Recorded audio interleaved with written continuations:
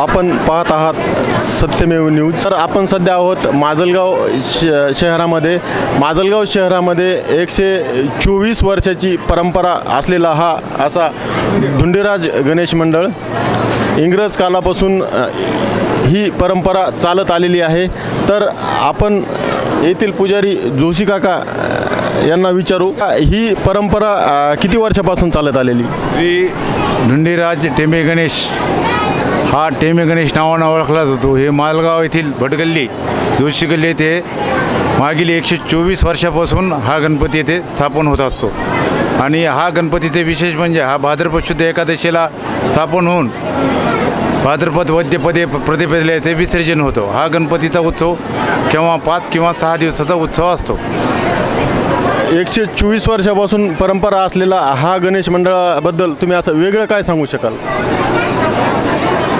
लोकमान्य टिळकांनी गणेशोत्सव साजरा करण्याकरता जेव्हा हा सार्वजनिक गणेशोत्सव साजरा करण्याचा निर्णय घेतला, त्यावेळेसच काय आमच्या ब्रह्मवंदांनी निर्णय घेतले की आपल्या मालगाव येथे हा असा गणपती असावा। म्हणून त्यांनी देखील सन 1901 मध्ये माजलगाव येथील श्रीराम मंदिर येथे श्री गणेशाची स्थापना केली। बहुतांश मराठवाड्यातला हा पहिलाच गणपती असावा की जे माजलगावला स्थापन झाला। त्यानंतर ही परंपरा अशीच कायम राहिली।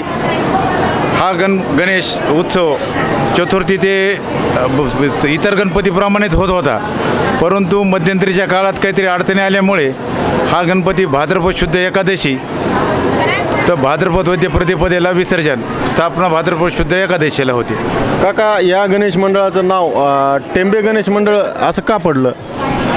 पूर्वीच्या काळी गणेशाच्या मिरवणुकीत उजेडाची काही व्यवस्था नव्हती, म्हणून हा गणेश उत्सव साजरा करताना मालगाव तालुक्यातील बहुतांश लोक या उत्सवात यायचे। त्यामुळेच होणाऱ्या गर्दीला काहीतरी उजेड असावा म्हणून ते टेंब्याची प्रथा पडली। पण कालांतराने हे